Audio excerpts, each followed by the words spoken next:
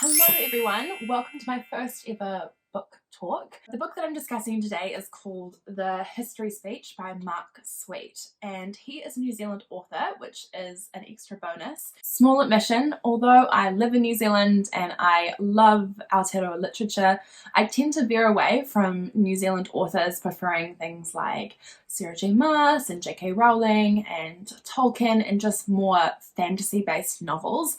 And that's something that I'm actively trying to change.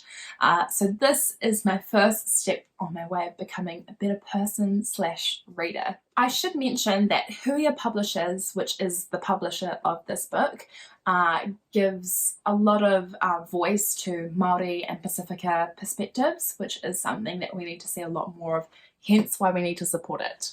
Okay, so moving on to the book. This book is set in 1960s rural provincial New Zealand. Our main protagonist is a boy called Callum Gow, whose father is actually the manager of the biggest meatworks in town, one which is currently up for a merger. However, his grandfather, who is the owner of the entire meatworks and built the meatworks from the ground up, has no interest in having a merger, which is where the story picks up. This whole merger is a huge source of conflict throughout the book, and it's something that we follow as it's denied and pushed from both different parties. But ultimately, where it picks up is that Callum's father has forbid him from seeing his grandfather until he gets what he wants, which is the merger. Okay, so when we first meet Callum, he's actually being questioned by a teacher at school about some graffiti that's gone on the school grounds. He's denying that he's anything to do with it, and he gets off. We find out a little bit later that actually the graffiti was just in chalk, and actually it was only the letters MWM, which we soon finds out stands for the name or the initials of the boy that he has a crush on. The whole graffiti thing is important because it starts a conversation that Callum continues for the rest of the book about his growing sexual identity and how it just would not have flown to be gay back in the 1960s. So that is the brief synopsis of the book. If you don't want to have any spoilers, you can feel free to tap out now. One of the things that I really liked about this book was that we have this 12-year-old protagonist, and normally I try to pick books that have female protagonists and the protagonists are my age because I like to do a little bit of self-insertion. But for this book, what surprised me was how much I related to the character, to Callum, because he, is male, he's really half my age, but something about his personality just struck a chord with me. He seems like he's this pure spirit that's just got all this other stuff going around him, but he remains really true to his moral. One of the things I do really like is the language and the crassness which 12-year-olds speak with. So we get to have a little bit of insight into their dialogue. So this is one of my favourite conversations that happened in the book. "Your mother's got a funny accent," Angie says. "Where's she from?" "Scotland." "And your father's got Māori in him, hasn't he?" "Who told you that?" "I heard Mummy and Daddy talking about it." "So what?" "Nothing," Angie says, frowning. He quickly says, "Only a little bit. I'm a 16th, that's what Dad says." "How much is that?" He looks down at his body.